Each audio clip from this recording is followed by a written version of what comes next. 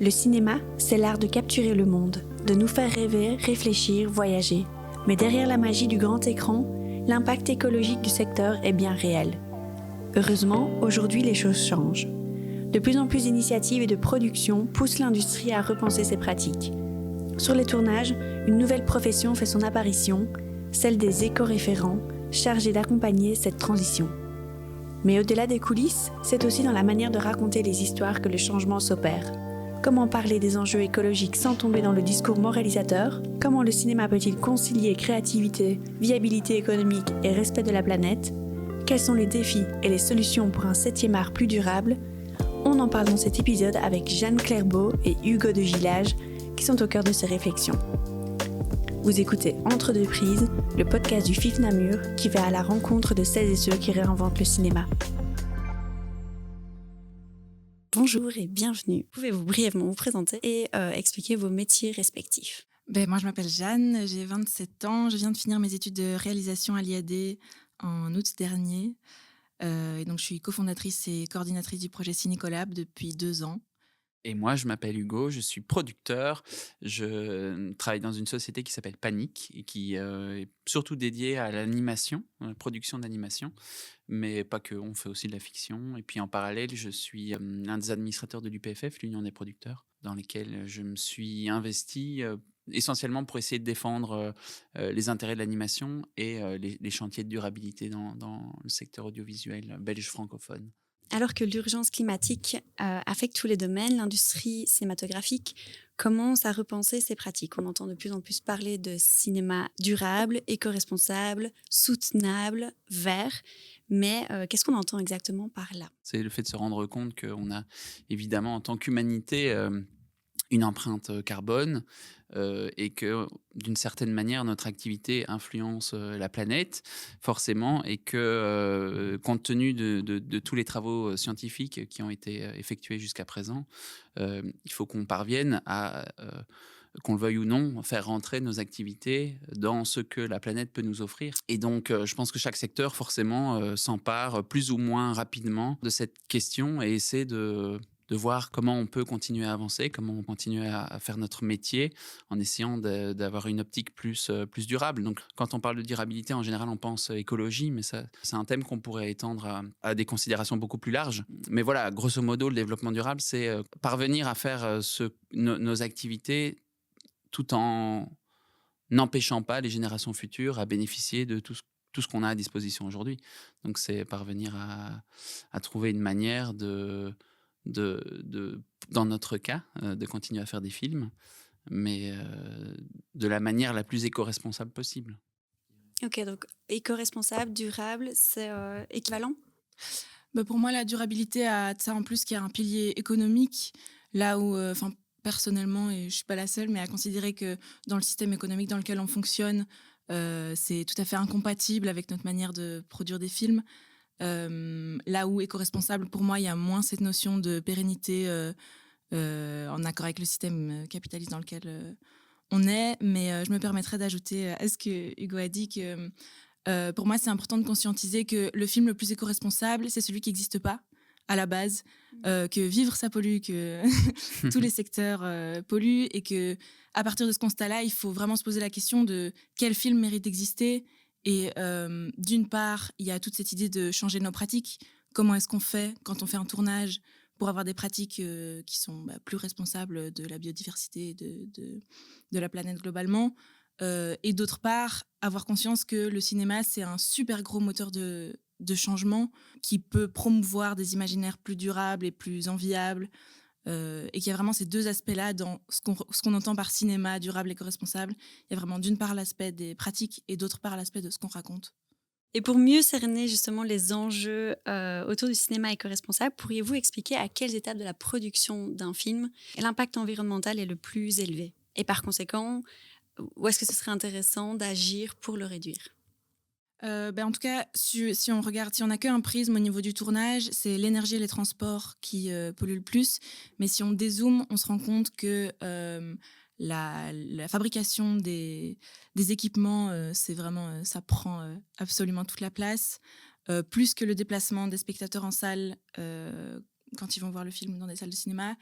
Plus que le streaming, c'est vraiment le scope 3, ce qu'on appelle quand on fait un calcul carbone de l'empreinte étendue de quelque chose. En fait, la fabrication des éléments techniques prend toute la place. Tu veux dire les caméras? Les caméras, les moniteurs, les micros, tout ce qui est les ordinateurs, le stockage, enfin tout ce qui est technique et que nécessite la production d'un film. Et après, ce qui n'est pas du tout pris en compte dans un calcul carbone, et ce qui est normal, mais qui pour moi, on ne peut pas nier cet impact-là, c'est ce que ça va produire sur des comportements. En fait, l'impact des représentations audiovisuelles a un énorme impact sur la manière dont les gens se comportent. Et donc, un film qui va rendre hyper glamour le fait de faire des courses de voiture, en fait, aura un impact in fine qui n'est pas comptable, mais qui est sociétal et de l'ordre des mentalités. D'où l'importance de mieux raconter, de raconter différemment les histoires dont tu parlais tout à l'heure. On sait en effet que la question de la représentation des minorités ethniques, sexuelles et religieuses a bouleversé l'industrie du cinéma. On pense aux séries comme Sex Education, aux films comme Black Panther, où ces enjeux ont été davantage intégrés au récit. De la même manière, est-ce qu'on a déjà, nous, des films ou des séries où les préoccupations environnementales et sociétales influencent la manière de raconter des histoires ? Oui, après, ça reste assez marginal et c'est des tentatives. Là, ce qu'on appelle le courant des nouveaux récits, donc qui vise vraiment à dire que il faut qu'on change nos manières de raconter les histoires parce qu'on raconte tout le temps la même chose. Tu le disais au niveau de l'inclusion et de la diversité. On sait que 70% des films présentent un personnage blanc, homme, valide, etc. Mais par rapport aux enjeux environnementaux, il y a certains films qui commencent à se poser ce genre de questions et à produire des choses qui vont en ce sens-là. Je pense par exemple au Règne animal, qui aborde quand même vraiment ces questions de qu'est-ce qui est l'homme, qu'est-ce qui est la nature, quel est le rapport entre les deux, l'adversité possible entre les deux. Il y a aussi pas mal de films d'animation. Je pense à The Wild Robot, qui aussi en fait promeut des valeurs qui sont assez peu mise en avant en général dans le cinéma, la collaboration, l'entraide, la solidarité.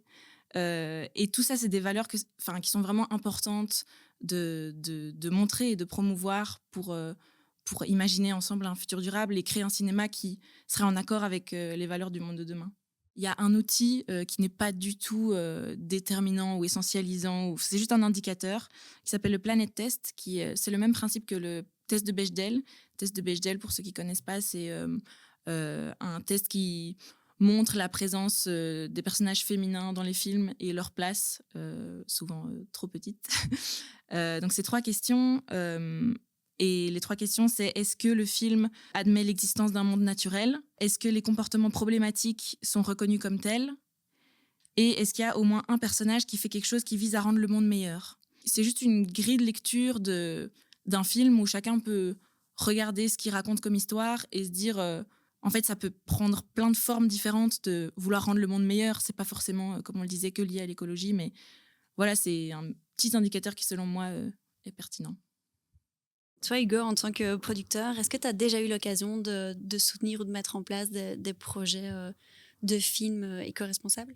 Alors, éco-responsable au sens, donc, j'ai envie de dire logistique, physique, concret, donc avec une démarche, un plan de durabilité, la présence d'un éco-référent sur des projets de fiction, par exemple, jamais. Mais on a créé un groupe avec une association qui s'appelle Hors Champ et avec Jeanne, dans laquelle on est une dizaine à réfléchir à comment pouvoir mieux intégrer toutes ces considérations dans la production d'un film. Donc c'est quelque chose dans lequel je m'investis beaucoup, mais jusqu'à présent, j'ai encore jamais eu l'occasion de produire un film de A à Z qui pourrait être un peu pris aussi en exemple, ou en tout cas comme une sorte de cas d'étude ou cas concret de OK, comment on peut faire. Par contre, c'est évident que ce sont des thématiques en termes j'ai envie de dire de récits, des thématiques qui me sont chères et qui peuvent influencer le choix de produire un projet plutôt qu'un autre. Donc là, dernièrement, on a produit un film d'animation qui s'appelle Sauvage, qui est complètement dans cette thématique, hein, qui parle de la déforestation et de voilà, de, la sauvegarde, de la forêt tropicale à Bornéo. Oui, on l'avait Hem, justement diffusé dans le oui, cadre de notre exactement. précédente édition. Voilà. Donc ça, voilà, c'est un exemple. Je produis aussi un documentaire d'Adrien Berlandy qui parle du dérèglement climatique, documentaire qui s'est tourné aux Fidji, heu, voilà, où les gens, sont face à, l'eau qui monte et qui doivent perpétuellement reconstruire leur village un peu plus haut. Enfin voilà, c'est un sujet évidemment qui m'intéresse, autant, dans, j'ai envie de dire, le récit et la narration que dans la manière de faire des films. Mmh. Et quels sont les freins justement? Qu'est-ce qui t'empêche d'aller plus loin dans la production de films éco-responsables? Ben, c'est toujours, toujours la même chose. On en revient toujours un peu aux mêmes problématiques, j'ai envie de dire. C'est évidemment, c'est l'argent. Produire un film, en engageant, un éco-référent.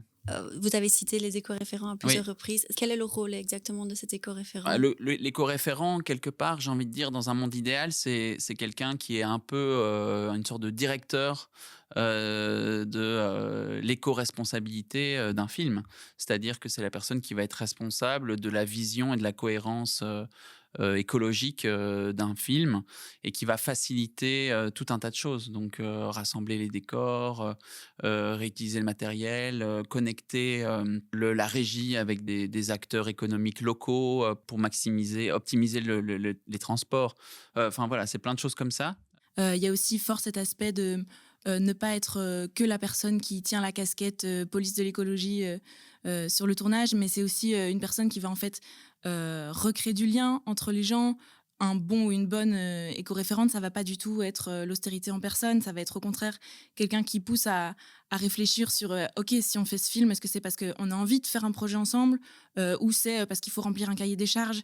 Est-ce que, enfin, c'est pas du tout la même chose en termes de dynamique de groupe de manger, un cake qui a été fait maison que, des gaufres en sachet de chez Colruyt. Il y a un truc où ça change tout en fait dans la dynamique d'avoir une personne qui a ce rôle-là et qui recrée des dynamiques, sociales différentes dans le travail. Aussi, ce qui est important, c'est le fait que, ces personnes soient employées, assez à l'avance, que si on embauche un éco-référent ou une éco-référente 2 semaines ou un mois avant le début du tournage, alors que tous les lieux sont déjà trouvés, ou même la veille, hein, ou même, sans prépa, ça n'a pas de sens. C'est vraiment juste sauver les meubles, alors que c'est un job qui devrait arriver vraiment très, très en amont, même au niveau de l'écriture idéalement, de questionner: «Ah, cette scène de course-poursuite en hélicoptère, est-ce que c'est vraiment ce que tu as envie?»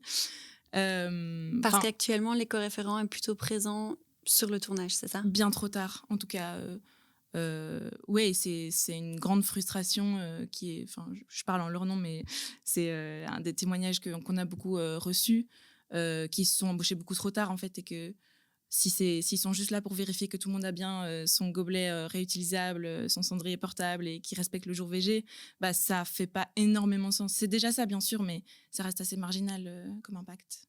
Et effectivement, c'est ce qu'on peut observer parfois, c'est que comme certains guichets de financement incitent les producteurs à travailler avec des éco-référents, bah, effectivement, il y a des projets où, du coup, finalement, la participation de l'éco-référent, elle est plus un point en plus dans un dossier de financement qu'une réelle volonté de mettre en place un plan de durabilité. Et donc, on se retrouve effectivement avec des éco-référents qui ont l'impression, parce qu'ils font un long métrage, mais qu'on leur donne juste 3 jours, ils ont l'impression d'être là juste pour être la caution durable du projet et pour faire du greenwashing, ce qui est assez, enfin, ce qui est pas cool. Ou qui portent, l'empreinte carbone du projet Voilà.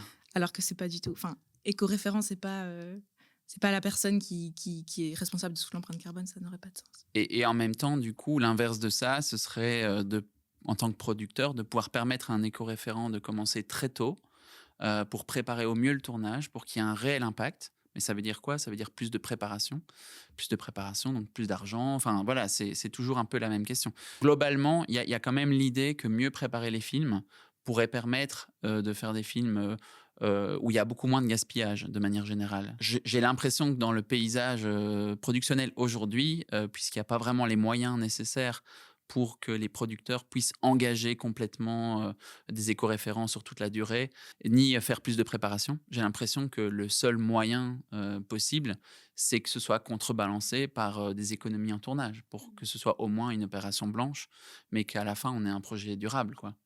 En fait, de manière générale, ce qu'on observe, c'est que chacun se renvoie un peu la balle.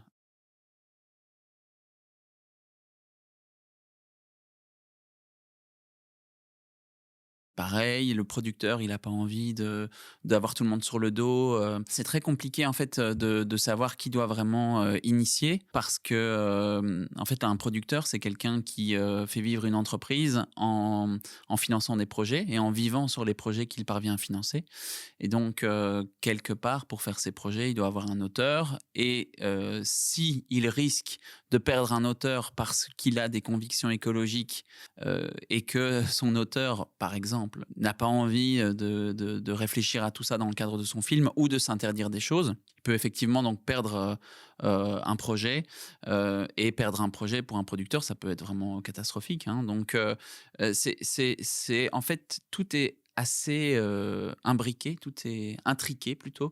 Euh, et j'ai l'impression que la seule solution d'y arriver, c'est de se rendre compte qu'on est tous une partie du problème et qu'on doit tous avancer dans la même direction. Les auteurs, les équipes techniques, les producteurs. Et il n'y a jamais quelque chose qui va se passer s'il y en a un qui fait pas un pas aussi. Donc ça, c'est quand même assez important. Et il y en a des cas concrets de films qui ont été faits de manière éco-responsable. Je pense par exemple au Syndrome des amours passés d'Antiro et Raphaël Balboni.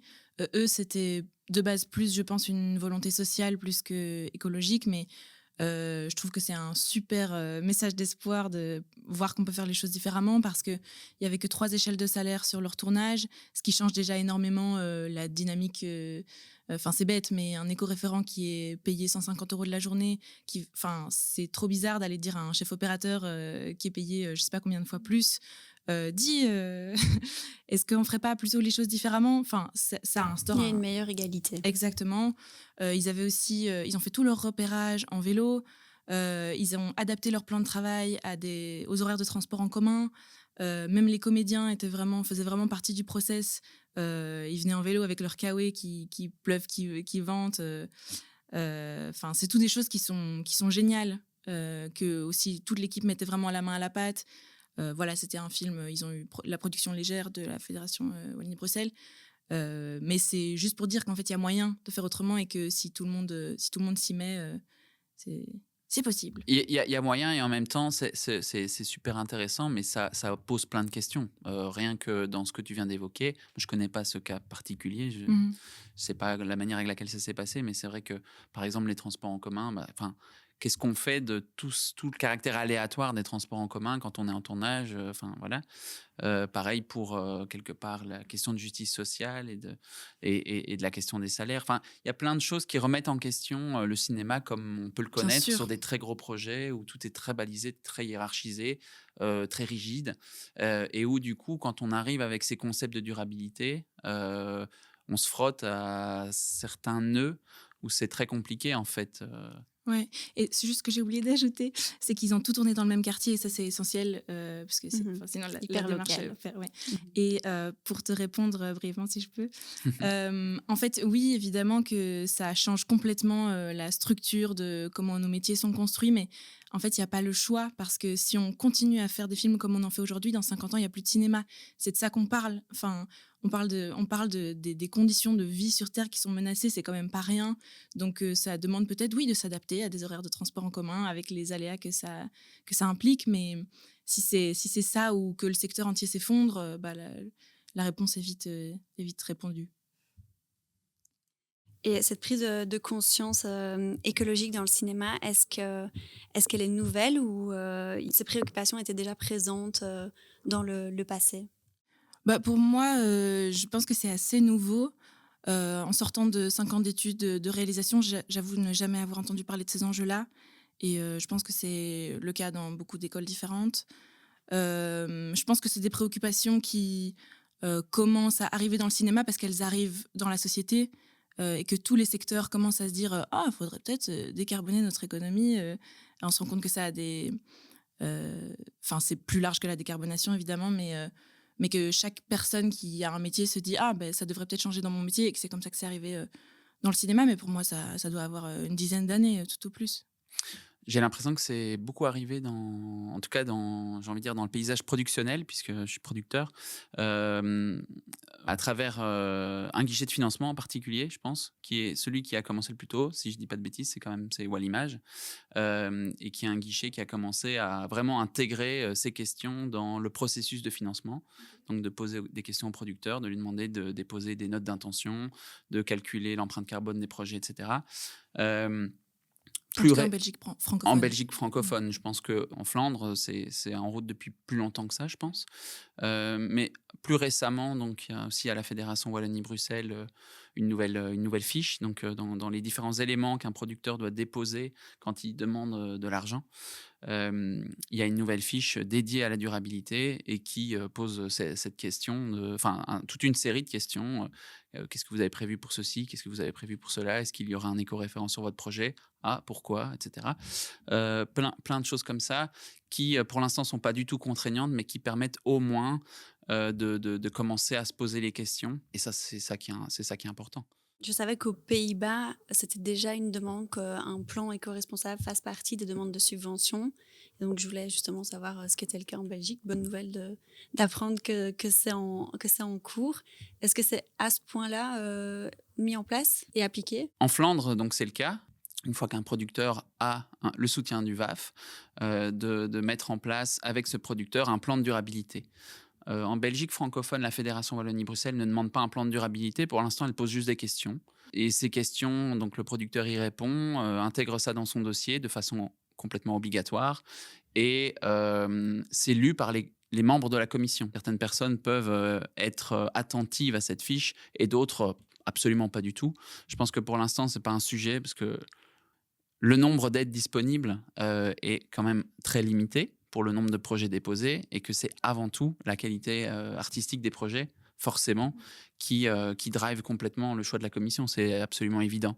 Cette fiche durabilité, pour l'instant, je pense qu'elle ne sert absolument pas évidemment, à définir qui va avoir une aide, qui ne va pas en avoir.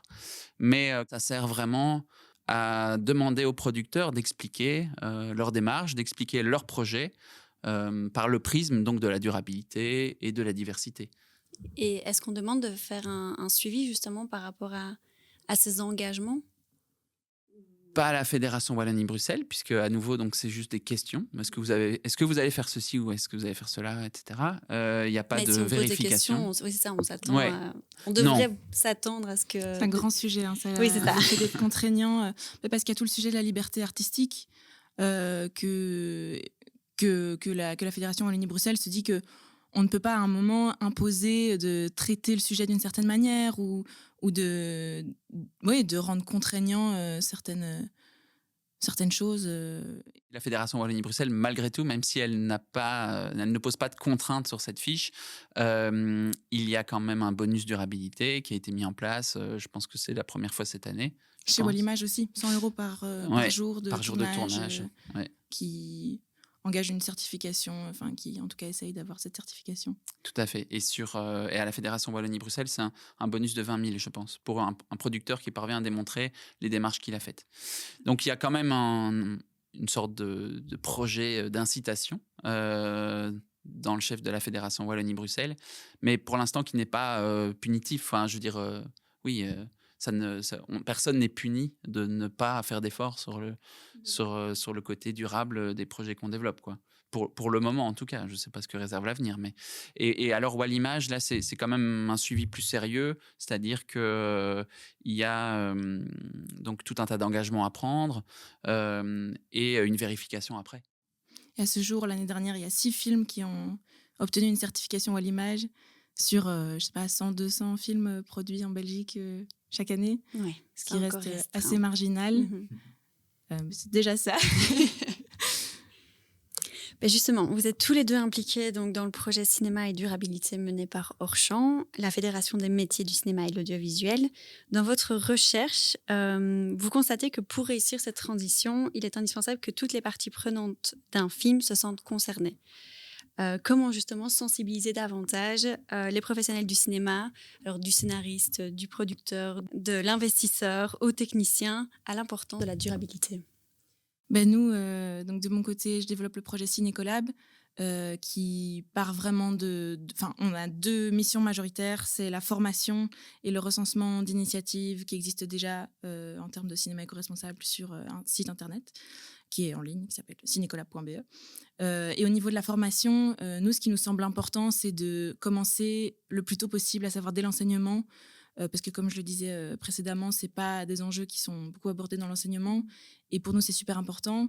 Donc d'une part, impliquer les étudiants et les étudiantes et d'autre part, tout le secteur, enfin, toutes les personnes qui orbitent autour de la production d'un film, des scénaristes, aux producteurs, aux ingé son, aux chefs op, même aux personnes qui siègent dans les commissions. Pour moi, c'est très important que ces personnes-là fassent des choix en âme et conscience de quel film ils sélectionnent ou non, parce qu'en fait, c'est eux qui déterminent les films qui adviennent ou pas, qui existent ou non, et ce qui influence la société ou non, in fine. Donc nous, on mise vraiment sur la formation et sur la mutualisation et la mise en commun de connaissances, et la création d'un petit réseau de personnes qui se sentent concernées par ça. Donc on travaille depuis 2 ans, on a déjà sensibilisé à peu près 390 personnes grâce à nos activités. Et quelque chose qui revient souvent, c'est « Ah, ça fait du bien de retrouver », parce qu'on se sent généralement assez seul dans une dynamique éco-responsable sur un plateau. Tout le monde fait des efforts à la maison, mais au travail, c'est pas pareil. Et donc ça crée aussi un espace de discussion autour de ces enjeux-là. Et c'est quoi les ressources qui sont disponibles concrètement sur Cinécolab? Donc c'est trié par département. Donc il y a, par exemple, pour l'image, il y a des alternatives à des groupes électrogènes, des choses comme ça. Pour la régie, il y a des applis de facilitation de covoiturage. Pour le HMC, il y a toutes sortes de cosmétiques qui sont plus respectueux de l'environnement. La déco, il y a des ressourceries, je pense notamment à Magasino, qui fait un Ok, donc un des bout de pistes chemin, c'est ça. très très concrètes. Oui, c'est vraiment très concret. C'est vraiment dans l'idée que, OK, je fais une démarche, j'ai envie d'avoir une démarche éco-responsable sur mon film. Qu'est-ce que je peux avoir comme ressources en fonction de mon département? Et voilà, c'est vraiment très, très concret, quoi. Ouais. Et c'est important de signaler que Cinécolab est une initiative justement d'écoles de cinéma belges, C'est ça. d'étudiants. Ouais, donc ça, Cinécolab rassemble 4 écoles de cinéma, l'IAD, l'INSAS, la ELB et la Cambre. On a bénéficié d'une bourse de lancement de l'ARES il y a 2 ans. Et maintenant, on essaye de se constituer en ASBL. Je dis on essaye parce que le plus difficile, c'est de trouver des fonds pour pérenniser nos activités.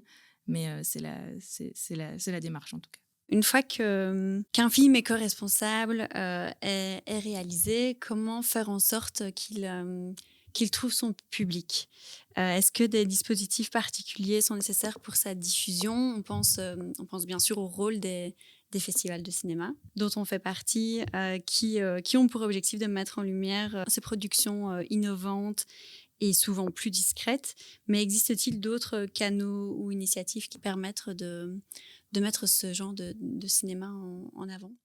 Je sais qu'il y a des projets de mise en lien avec des diffuseurs de films à impact. Enfin, je sais qu'il y a déjà des productions de films à impact qui existent. Mais c'est vrai qu'au niveau de la diffusion, c'est un vrai enjeu parce que les problématiques environnementales sont peut-être moins sexy que, que d'autres histoires qu'on a envie de raconter. Ça soulève aussi un énorme enjeu de comment replacer l'écologie au centre du récit sans en faire un truc super moralisateur ou hyper militant. Il y a mille et une manières de réinstaurer un lien à la nature, enfin, de manière beaucoup plus subtile.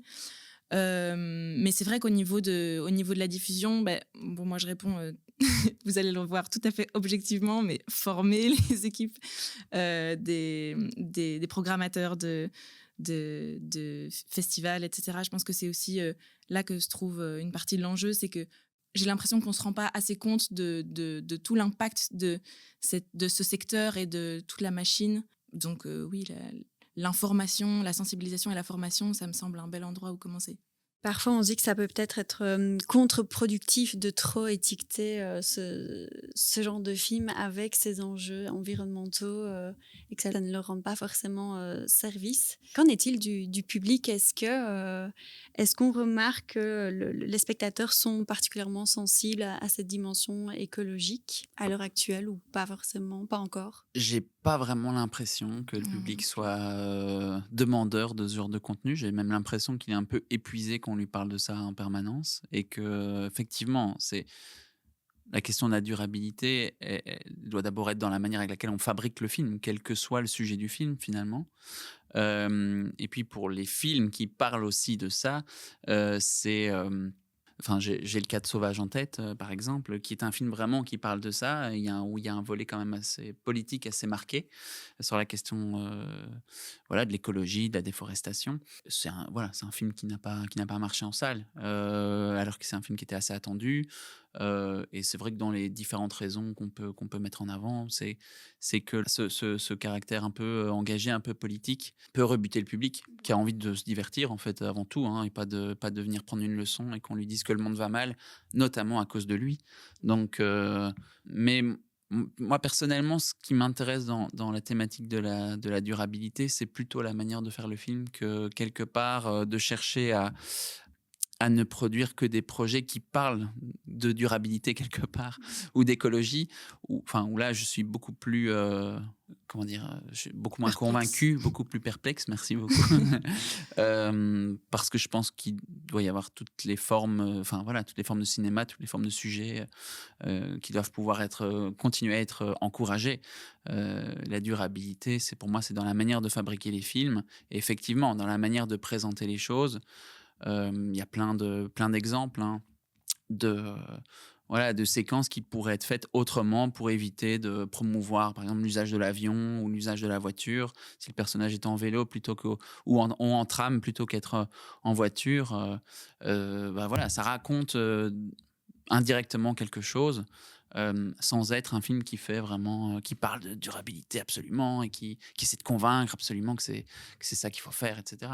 Bien sûr, mais pour moi, il y a vraiment une nuance entre les films militants et les films engagés. Un film militant, c'est un film qui va qui va donner des réponses, là où un film engagé, c'est un film qui va poser des questions. Et je pense que c'est dans la deuxième partie qu'on doit trouver, on doit poser des questions sans forcément amener des réponses. Et aussi, quand je parle de films qui replacent la nature au centre du récit et tout ça, ça peut être très très subtil. Je pense à une dame qui s'appelle Yasmina Auburtin, qui est consultante en nouveau récit en France. Et elle, donc, son job, c'est de relire le scénario et de corriger des potentielles représentations qui ne seraient pas folles. Elle a travaillé notamment sur la série Clem, où c'était sur Plus belle la vie. Enfin, je pense qu'elle a bossé sur les deux, mais soit. Dans l'histoire, il y a un homme qui veut offrir des roses à sa copine pour se faire pardonner. Et juste là-dessus, sans changer complètement ce que ça raconte, elle a dit « Ah, mais pourquoi est-ce qu'il offre pas plutôt des cookies qu'il a fait lui-même au lieu de roses ?» Parce qu'on connaît tout l'impact écologique des fleurs et des bouquets de fleurs. Donc en fait, ça change pas foncièrement, fondamentalement, ce que ça raconte. Et l'histoire est exactement la même. C'est aussi dans des petits gestes. Comme je dis, ça peut vraiment être très diversifié, la manière d'amener ce genre de thématique dans le récit. Je pense aussi à Lupin, la série Lupin, où à un moment, en fait, ils en font un enjeu dramaturgique parce que Arsène Lupin attend près de la pyramide du Louvre, dans sa voiture, quelqu'un qu'il est en train de suivre, et la police arrive. Donc, en termes d'enjeu dramaturgique, nous, ce qu'on se dit, c'est il va se faire coincer. Là, la police lui demande de baisser sa vitre et lui dit Monsieur, votre moteur est allumé, vous devez l'éteindre.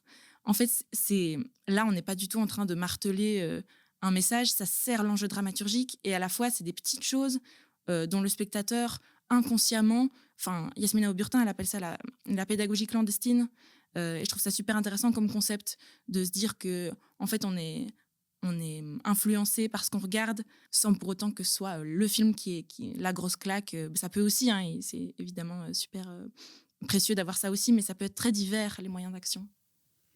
Donc ça stimule davantage la créativité en fait que de limiter la liberté. Exactement, et ça c'est super que tu soulèves ça, parce que c'est un gros enjeu quand on parle de liberté créative, la censure et tout, c'est souvent quelque chose qui est amené sur la table, mais en fait ça en est pas, parce qu'on raconte déjà tout le temps les mêmes histoires, et on est déjà matrixé et conditionné par les mêmes histoires, et donc c'est important de voir ça aussi comme juste enlever les œillères, constater quelles sont les histoires qu'on raconte tout le temps et qu'est-ce qu'on veut plus raconter.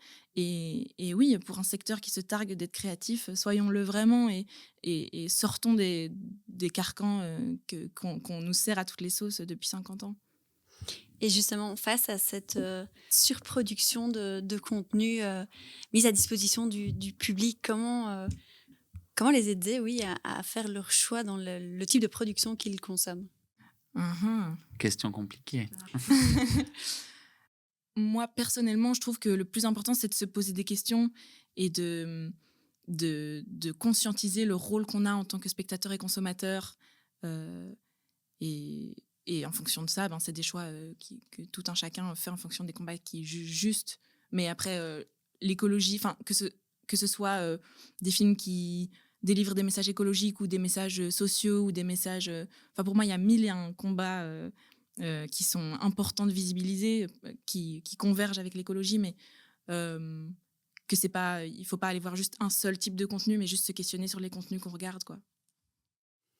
Est-ce qu'il n'y a pas une piste justement au niveau supérieur, au niveau justement des personnes qui financent les films, dans la réflexion de quel type de projet, attention je vais peser mes mots, mais il serait plus judicieux de soutenir? C'est de nouveau la grosse question de la liberté créative. Les institutions sont très frileuses à dire, par exemple, ça c'est un vrai pavé dans la mare, mais par exemple, est-ce qu'on peut à un moment décider de ne pas financer des films qui mettraient en scène des comportements écocidaires? Est-ce qu'à un moment, on peut décider de une scène, précisément, par exemple, une scène avec une explosion dans un désert qui va être faite sans effets spéciaux? Est-ce qu'on peut à un moment dire « Ah non, désolé, mais en 2027, c'est plus possible d'écrire ce genre de film, ça va pas ». Je dis pas qu'il faut le faire, mais c'est des questions qu'il faut vraiment se poser. J'ai pas la réponse à ça, j'en sais rien, mais c'est une question. Ouais, c'est une question qui est très compliquée. Et ce qu'il faut espérer, c'est que ça devienne évident dans l'esprit de tout le monde, un peu comme c'est le cas avec la diversité, où il y a des choses aujourd'hui qui sont plus possibles d'écrire ou de porter à l'écran par rapport à ce qu'on faisait je sais pas, il y a 20 ans. Donc, je pense que c'est plutôt ça qu'il faut viser, quoi. Et on parlait donc des sources de financement. Est-ce qu'il y aurait une piste à se tourner vers des investisseurs privés qui se sentiraient impliqués dans cette cause qui concerne en fait tout le monde?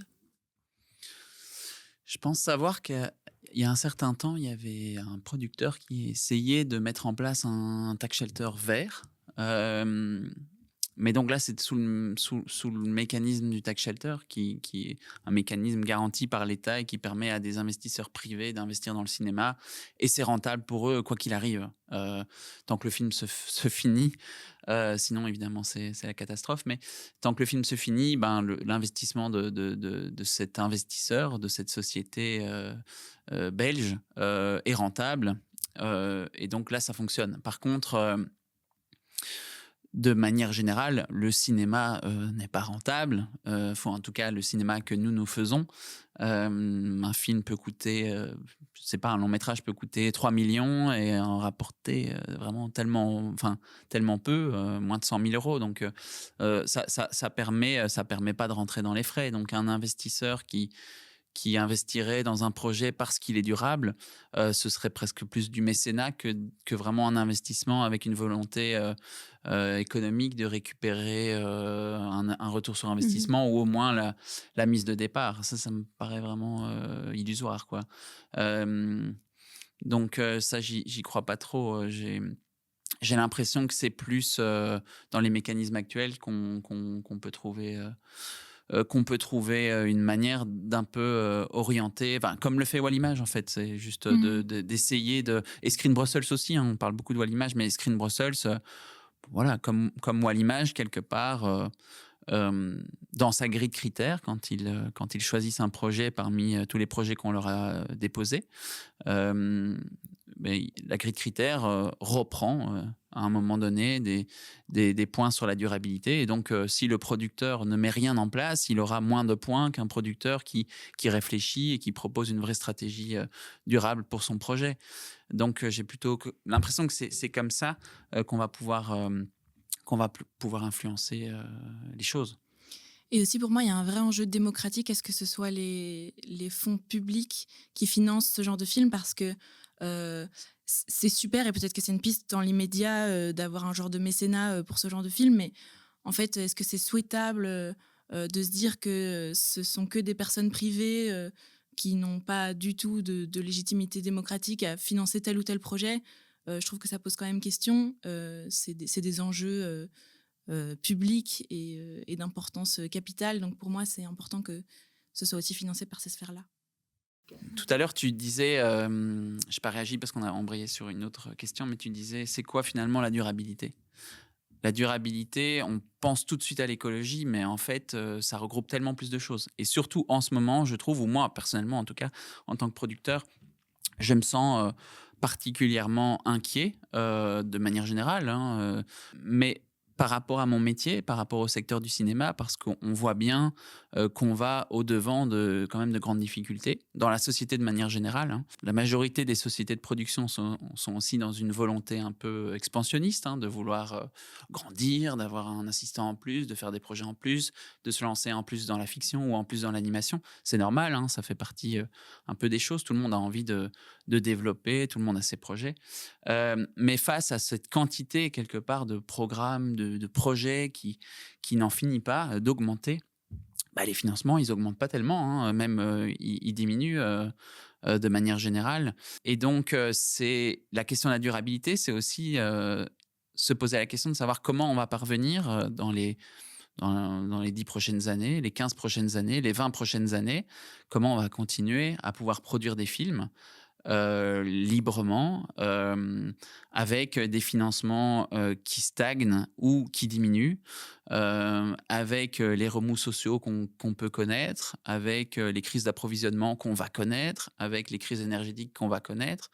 Comment on parvient à réinventer un modèle de production avec peut-être, je ne sais pas, des équipes plus petites, avec voilà, plus une unité de lieu. Enfin, je ne sais pas. C'est une vraie question. J'ai évidemment pas la réponse, mais j'ai l'impression que la question de la durabilité doit aujourd'hui être vue de manière beaucoup plus large, avec un prisme plus d'adaptation de notre secteur entier à l'avenir qui nous attend, pour que notre secteur puisse y survivre.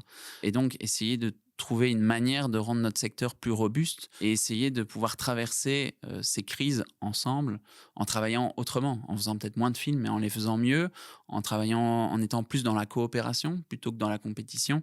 Enfin, c'est compliqué hein, d'imaginer tout ça, parce que ça retourne un peu le cerveau, ça renverse le modèle. Mais j'ai l'impression que c'est indispensable de commencer à réfléchir à toutes ces problématiques, parce que sinon on n'y arrivera jamais, quoi. À fond. Si je peux ajouter quelque chose par rapport à ce que tu disais, c'est on a quelques chiffres qu'on dit souvent en formation, que en fait, pour arriver aux objectifs fixés par l'accord de Paris, en 2050, il faudrait diminuer nos émissions de 95% du secteur du cinéma. Et donc la question, c'est comment est-ce qu'on fait pour arriver à diminuer ce chiffre aussi gros? Ce serait faire un film sur 20. Enfin, est-ce qu'on veut faire ça ou on veut faire les choses autrement? Et il y a une typologie qui est proposée par The Shift Project, qu'ils appliquent eux au secteur musical, mais que je trouvais intéressante de reprendre pour le secteur de l'audiovisuel. Ils divisent en 4 façons de transformer le secteur. Donc les 4, c'est transparente, positive, offensive et défensive. Et des mesures transparentes, c'est par exemple enlever quelque chose. Donc par exemple boycotter des marques écocidaires, faire en sorte que tout le monde ait sa gourde, enlever ce genre de choses. Les transformations positives, c'est ajouter quelque chose. Donc par exemple que chacun change sa mobilité, prenne le train, qu'on modifie un petit peu notre manière de faire les choses, mais que ce soit pas non plus révolutionnaire. Et juste avec ces deux-là, on arrive déjà à diminuer de 45-50% les émissions du secteur, ce qui est déjà énorme. Mais en fait, on parle de 95%. Donc, comme dit Hugo, il faut aller plus loin dans ce qu'on transforme au niveau de comment on travaille pour arriver à ce chiffre-là et pour maintenir l'existence du secteur, en fait. Et donc, comme tu dis, est-ce qu'il faut limiter l'écriture de scènes écocidaires? Est-ce qu'il faut faire moins de films? Est-ce qu'on doit interdire la 4K? Enfin, j'en sais rien. C'est pas des choses que je dis qu'il faut faire, mais qu'il faut se poser comme question. Voilà. Oui, c'est un enjeu titanesque. Exactement. Oui, là où je nuance un petit peu mon pessimisme quand même, c'est qu'on a la chance de travailler dans un secteur qui amène au monde des productions artistiques qui changent les choses. Enfin, on a tous des films qui nous ont changé d'une manière ou d'une autre. Et donc, ça, c'est une chance aussi de se trouver à cet endroit-là et pas un secteur où personne ne sait ce qu'on fait. Enfin, c'est un secteur qui attire, il y a une magie du cinéma qu'on connaît. Enfin, donc, c'est trop cool qu'on se trouve à cette place-là et c'est important de regarder ce qu'on peut faire et qu'on avance dans la bonne direction. Et comment rêvez-vous de voir évoluer ce secteur, justement, qui nous tient tant à cœur dans les 10 prochaines années? Moi, pour reprendre un peu ce dont je parlais tout à l'heure, pour essayer de rendre le secteur plus robuste et plus coopératif, personnellement, c'est vraiment pas quelque chose qui me fait peur. C'est plutôt quelque chose qui me fait rêver, d'imaginer qu'on puisse travailler plus ensemble, être plus dans le partage des choses de manière générale. Je trouve que c'est plutôt un projet de société qui est positif et qui est intéressant. heu, Plutôt qu'un projet, individualiste, dans laquelle on est dans la concurrence et où du coup dans la concurrence, on doit être dans la performance, dans la surperformance pour essayer de sortir du lot, essayer de qu'on puisse, voilà, convaincre et être le premier finalement en permanence. J'ai l'impression qu'un monde plus coopératif, c'est un monde quand même plus souhaitable de manière générale. À fond et surtout pour, notre secteur qui est, comme tu le disais, hyper, hiérarchisé et en silo. Peut-être qu'on change les dynamiques professionnelles, au sein d'une équipe de tournage, que ce soit, plus égalitaire, qu'on réfléchisse aussi peut-être la place de la starification et des traitements, enfin des traitements de faveur qu'on offre, à chacun, que ce soit, réal, acteur, actrice, prod, enfin les gens qui se trouvent au sommet de la pyramide artistique dans la création d'un film. Je pense que c'est aussi des enjeux qui sont fort souhaitables de repenser ces dynamiques professionnelles-là au profit, comme tu dis, de plus de solidarité, de coopération. C'est des vrais enjeux. Enfin, il y a une grande inertie de manière générale dans le secteur sur ces problématiques.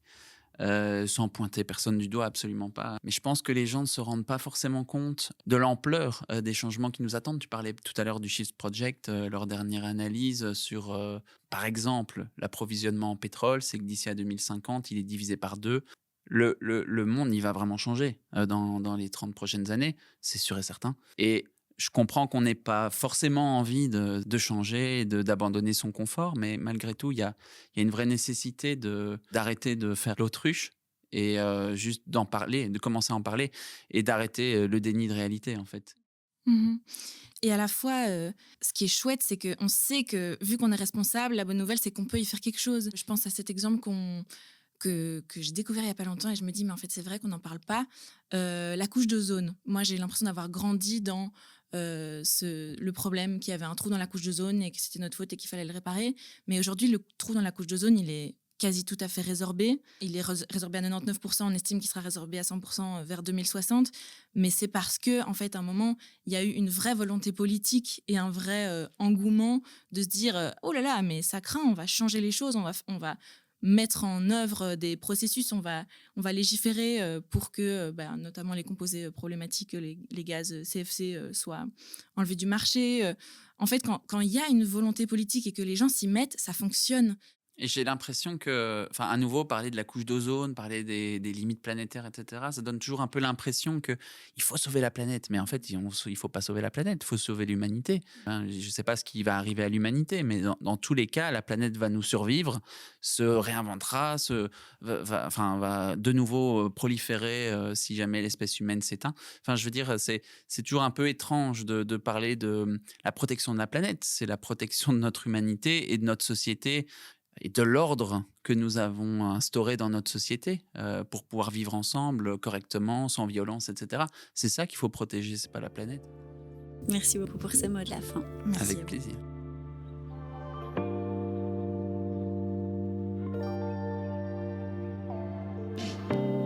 Vous venez d'écouter Entre deux prises, le podcast du FIF Namur créé à l'occasion des 40 ans du festival. Cet épisode a été écrit, tourné et monté par Camille Ospil et Hélène Lambert. Merci à Cassiope et Naf du studio Tapage pour son accompagnement et au Delta qui nous a accueillis dans ses studios. Si vous avez aimé cet épisode, n'hésitez pas à vous abonner et à nous retrouver sur fif.be ou sur notre compte Instagram pour découvrir les coulisses du podcast. Et on vous donne rendez-vous dans 3 semaines pour un tout nouvel épisode.